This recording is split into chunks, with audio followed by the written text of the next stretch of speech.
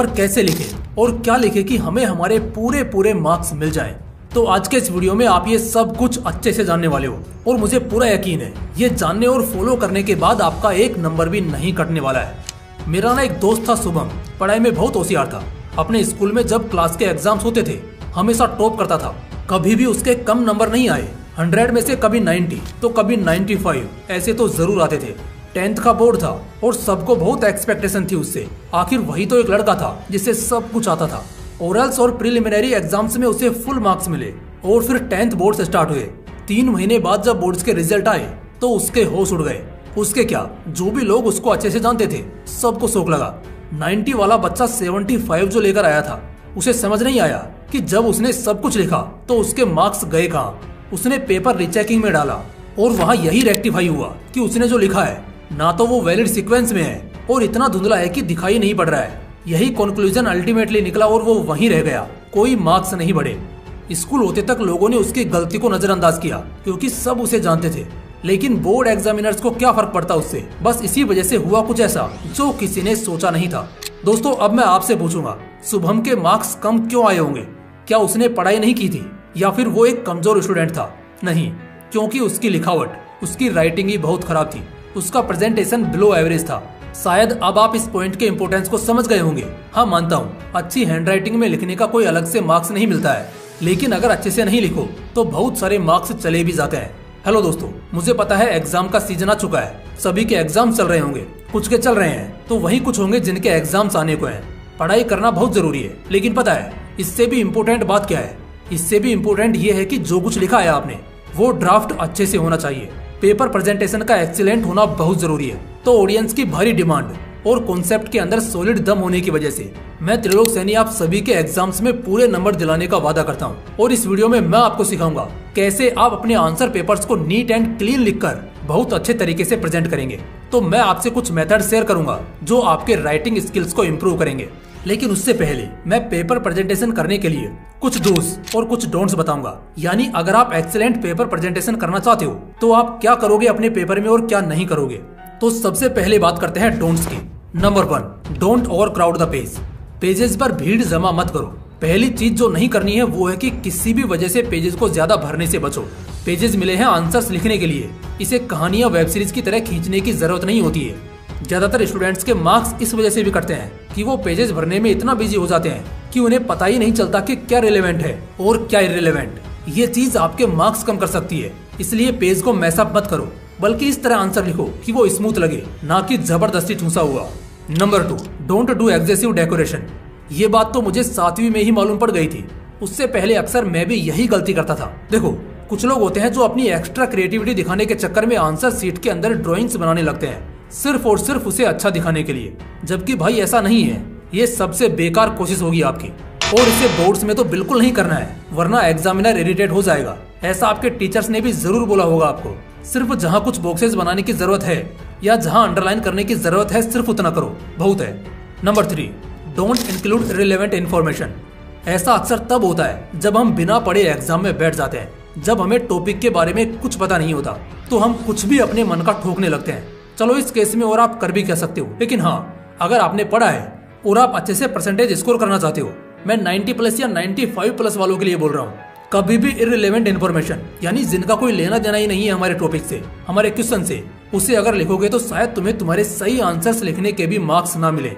ऐसा अक्सर लैंग्वेज के सब्जेक्ट में होता है। लिखना होता है एक्सपेंड द आइडिया पॉल्यूशन और आप साइकोलॉजी या सोशियोलॉजी की बातें लिखने लगते हो जिसका मेन टॉपिक से कोई रिलेशन ही नहीं है। इससे पढ़ने वाला तो डिस्ट्रैक्ट होगा ही, प्लस आपके अच्छे खासे आंसर्स जो आपने लिखे होंगे उसे भी यूजलेस मार्क करके हटा देगा।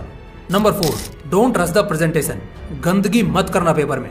बोर्ड हमेशा एनफ टाइम देता है लिखने को, जल्दबाजी के चक्कर में बार बार काटाकुटी मत करना पेपर में। इससे एक बहुत ही नेगेटिव इंप्रेशन पड़ेगा एग्जामिनर का तुम्हारे ऊपर। अब जैसे पेपर की शुरुआत ही तुमने इतनी गंदगी से की और उसने अभी सिर्फ पहला पन्ना देखा है, अब यहाँ से अगले जो 10 पन्ने के आंसर्स तुमने लिखे होंगे उन सब की वो उम्मीद कर चुका होगा और उसका मोटिवेशन भटक जाएगा।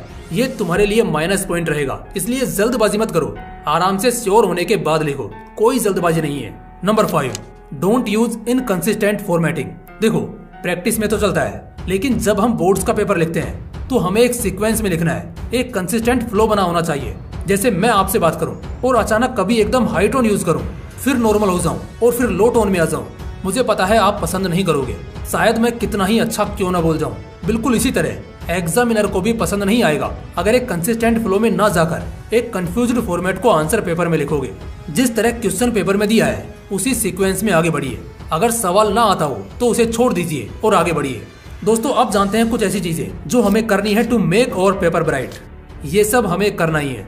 Number 1, do use clear and simple language. सबसे पहली चीज की जो भी आंसर्स लिखोगे ना वो एकदम क्लियर लिखना, यानी उसमें क्लियरिटी होनी चाहिए, साफ साफ पता चलना चाहिए कि कहना क्या चाहते हो, और अपने प्रेजेंटेशन को एकदम सिंपल लैंग्वेज में रखना। अब देखो भाई, वो एग्जामिनर भी एक इंसान है, सिंपल प्रेजेंटेशन उसके लिए आसान होगा और ये फैक्ट तुम्हारे पेपर को वेल प्रिपेयर्ड दिखाने में हेल्प करेगा। इसलिए हमेशा क्लियर और सिंपल लैंग्वेज का इस्तेमाल करो। Number 2, do engage your examiner. जैसे हम कोई स्पीच शुरू करते हैं, हम अगर शुरुआती एकदम बोरिंग और इररिलेवेंट तरीके से करेंगे तो लोग हमारे 5 मिनट की स्पीच को 30 सेकंड के बाद ही इग्नोर करना शुरू कर देंगे और हमें बहुत ही खराब फीडबैक मिलेगा। एग्जैक्टली दोस्तों, अपने पेपर में आपको यही चीज अप्लाई करनी है।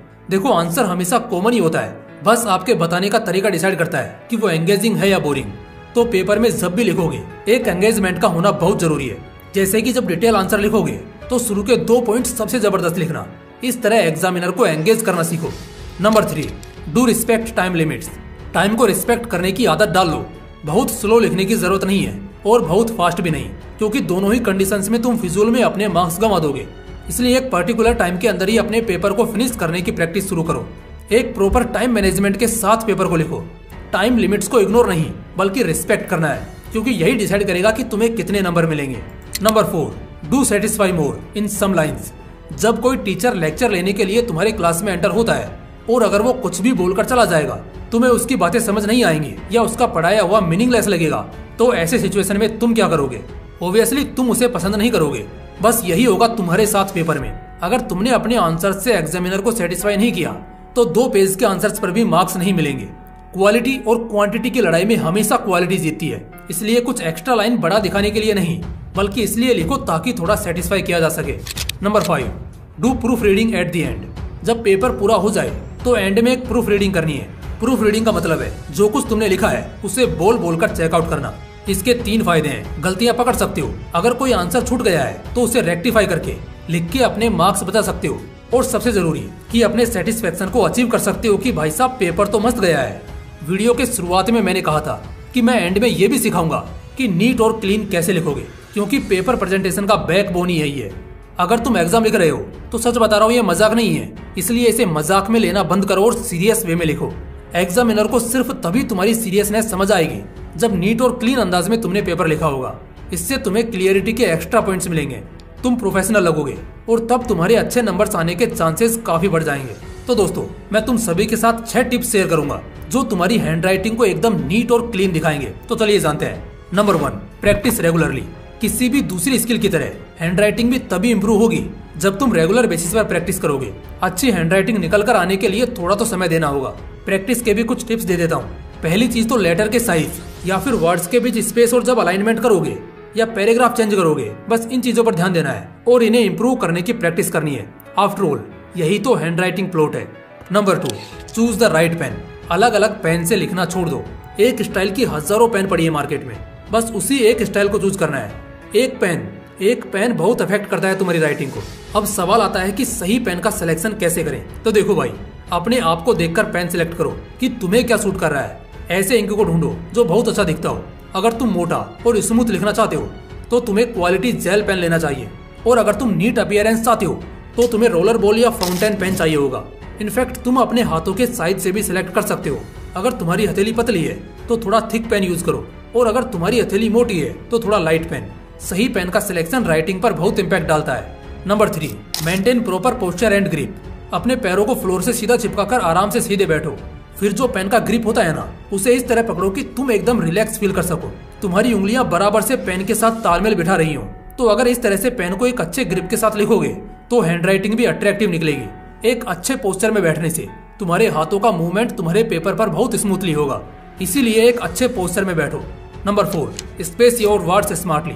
वर्ड्स के बीच में स्पेस ना समझ आना ये खराब हैंडराइटिंग का असली कारण होता है। इसलिए शब्दों के बीच सही मायने में जगह छोड़ना बहुत जरूरी है। जैसे दो अलग पैरा के बीच दो फिंगर स्पेस, सेंटेंस के हर वर्ड में कंसिस्टेंट स्पेस, किसी में ज्यादा या किसी में कम नहीं। वर्डिंग को स्पेसिंग के साथ लिखने से नीट और क्लीन अंदाज में पेपर तो दिखता ही है, साथ ही एग्जामिनर को भी पेपर समझने में बहुत आसानी होती है और आपके आंसर्स में क्लियरिटी दिखती है। Number 5, practice under exams condition.